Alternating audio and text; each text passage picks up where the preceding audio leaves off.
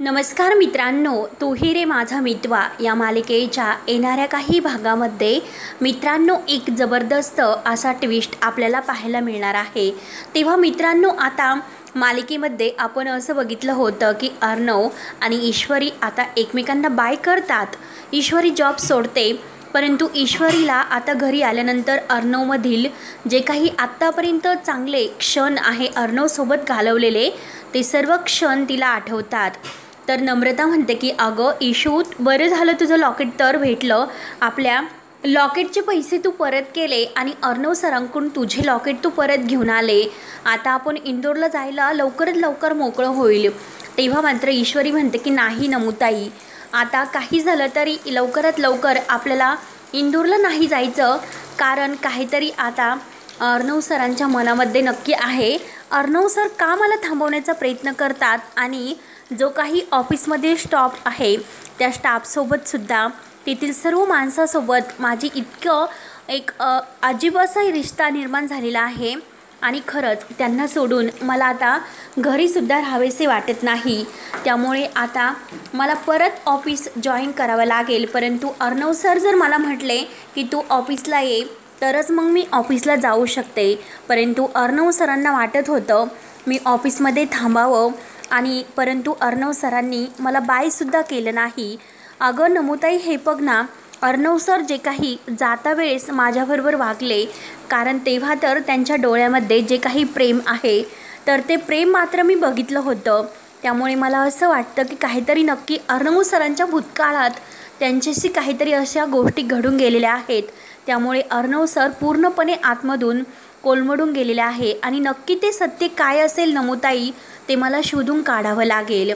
तेव्हा मित्रांनो आता ईश्वरी अर्णवला परत कशी भेटते, आजी आणि अविनाश मामा हे परत ईश्वरी आणि अर्णव या दोघांची भेट कशी करतात, तेव्हा मित्रांनो व्हिडिओ शेवटपर्यंत नक्की बघत राहा। आणि मित्रांनो, ज्या क्षणाची तुम्ही इतक्या आतुरतेने वाट बघत आहात की आपले अर्णव आणि ईश्वरी एकत्र कधी येतात, तो क्षण मात्र मालिकेमध्ये लवकरच तुम्हाला बघायला मिळणार आहे।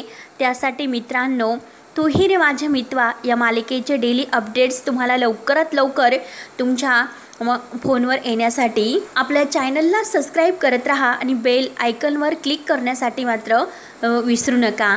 तेव्हा मित्रांनो हे बघा, आता अर्णव आणि ईश्वरी एकमेकांसाठी तर बनलेले आहेत।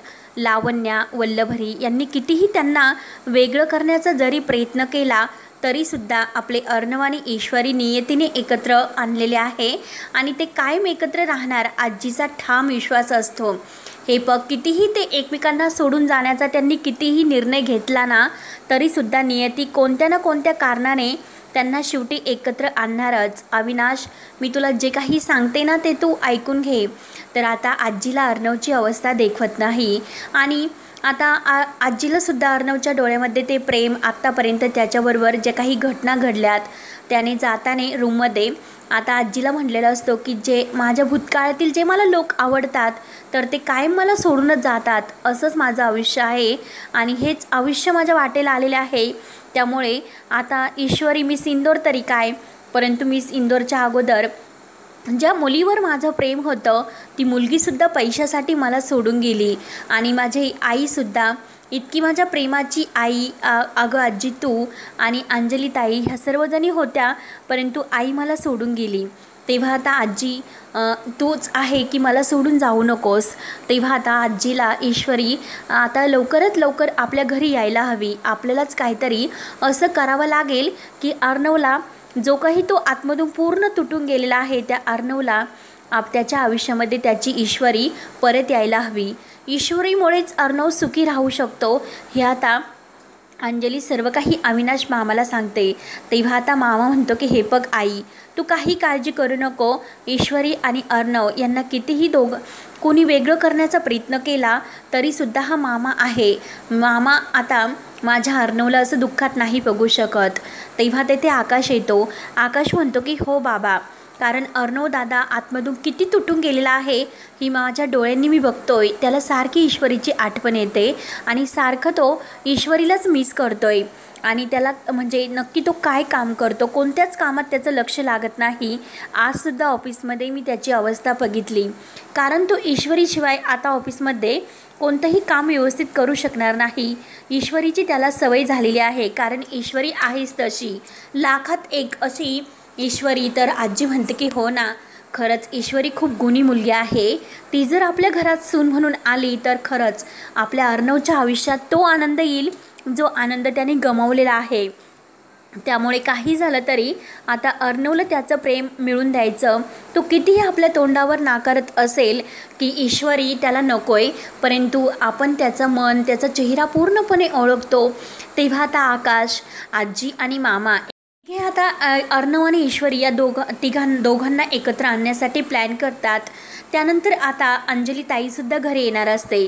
आता अंजली घरी आल्यानंतर अंजलीला जेव्हा हे समजतं की ईश्वरी अर्णवला सोडून जॉब सोडून निघून गेली, तर अंजली म्हणते की नाही, काही झालं तरी माझ्या जो काही भावाचा चेहऱ्यावरचा आनंद आहे तो मी असं नाही वाया जाऊन देणार। त्याला त्याचा आनंद मिळूनच देईल आणि तरच मी आता इथून जाईल। तेव्हा आता अंजलीलासुद्धा काही झालं तरी आता आजी म्हणते की हे बघ अंजली, आपण ईश्वरीच्या घरी जाऊयात आणि आता आपल्याला ईश्वरीच्या घरी जावंच लागेल। तेव्हा आता त्या दोघी ईश्वरीच्या घरी जायला निघतात, परंतु इकडे अर्णव आता ऑफिसमध्ये येतो। अर्णव ऑफिसमध्ये आल्यानंतर आता त्याला सारखी प्रत्येक ठिकाणी ईश्वरी दिसत असते। तो सारखं ईश्वरीला मिस करत असतो, ईश्वरी ईश्वरी। तेव्हा आता आकाश म्हणतो की दादा, अरे तुझं काय चाललं, तुला कुठे ईश्वरी दिसते, ईश्वरी नाही ऑफिसमध्ये। तेव्हा अर्णव म्हणतो की अरे तू असं काय करतो, ईश्वरी आहे ना ऑफिसमध्ये। तेव्हा आता टेबल खाली त्याला ईश्वरी दिसते, सर्वत्र त्याला ईश्वरी ईश्वरी दिसते। तो म्हणतो की हे बघ, अरे माझ्या टेबल खालीसुद्धा मी सिंदूर बसलेली आहे आणि ती मला पग कशी टोमणे मारते। तर आता अर्णवला ईश्वरी दिसते, परंतु आकाशला टेबल खाली वाकल्यानंतर ईश्वरी दिसत नाही, म्हणून आता आकाशला खूप हसू येतो। तेव्हा आकाश त्याला म्हणतो की हे बघ दादा, अरे तू मिस इंदोरला म्हणजे ईश्वरीला मिस करतोय हे कबूल कर। तू कितीही कबूल केले नाही ना तरीसुद्धा आम्हाला ओळखते की तू ईश्वरीला मिस करतोय। तेव्हा आता आकाशला खूप हसू येतं, आनंदसुद्धा वाटतो आणि तो लगेच नम्रताला फोन करतो। नम्रताला म्हणतो की हे बघ अगं, ईश्वरी जेव्हापासून या ऑफिसमधून निघून गेली, दादाचं कशातही लक्ष नाही, त्याचं खाण्यापिण्यावर सुद्धा व्यवस्थित लक्ष नाही, तो फक्त ईश्वरीला मिस करतोय। आणि हे बघ, जर ईश्वरी ऑफिसमध्ये नाही आली तर मग दादाची मात्र परिस्थिती अवघड होईल। तू काही कर नम्रता, परंतु अर्णव आणि ईश्वरी या दोघांना एकत्र यायलाच हवे, कारण अर्णवची अवस्था जर बघशील तर खरंच अवघड होईल। आता नम्रता म्हणते की आकाश सर, अहो मी सुद्धा तुम्हाला तेच सांगते, इकडे इशूची सुद्धा तीच अवस्था झाली। इशू कशातही लक्ष नाही, तिला सारखं ऑफिसचे भास होतात, अर्णव सरांची आठवण येते, तीसुद्धा अर्णव सरांच्या आठवणीत अगदी मग्न झालेली आहे। मग तुम्हीच आता काहीतरी असं सांगा की मी काय करू। आता ह्या दोघांची अवस्था बघून आता या दोघांना एकत्र यायला हवे, परंतु या दोघांमध्ये कोणी आता एकमेकांच्या तोंडावर कबूल करायला तर तयार नाही। ईश्वरी म्हणते की जर अर्णव सरांनी तिला थांबवले असते तर ती थांबली असती। तर आकाश म्हणतो की हो नम्रता, मी सुद्धा अर्णवला दादाला ते समजावतोय, परंतु आता या दोघांना एकत्र आणण्यासाठी आपणच काहीतरी असा खास प्लॅन करूयात। त्यानंतर मात्र इकडे लावण्य तर खूप अशी आनंदी असते आणि ती आता अर्णवच्या कॅबिनमध्ये येते आणि अर्णवच्या पुढं करत असते, परंतु आता मात्र नम्रता आकाशला सांगून जाते की हे बघ, लावण्याने तिला ऑफिसमधून काढण्यासाठी मुद्दाम हा प्लॅन केला असेल आणि लावण्याचा हा प्लॅन सक्सेस झाला, कारण ईश्वरीने लगेच तिचा ऐकून जॉब सोडला। मी ईश्वरीला समजावलं की ईश्वरी हे बघ, तू कितीही लावण्याला विश्वास ठेवू नको, कारण लावण्याने मुद्दाम तुला ऑफिसमधून काढण्यासाठी हा प्लॅन केला असेल। काही झालं तरी आता ईश्वरीला आणि अर्णव सरांना लावण्य कशी आहे आणि ती का असं वागते हे तिचं सत्य त्यांच्यासमोर यायलाच हवे। म्हणून आता मी एक काम करते, मी ईश्वरीला घेऊन ऑफिसमध्ये येते, काहीतरी काम आहे असं सांगते। तर आकाश म्हणतो की बरं ठीक आहे, तू नक्की ईश्वरीला घेऊन ऑफिसमध्ये ये, मी तुझी वाट बघतोय।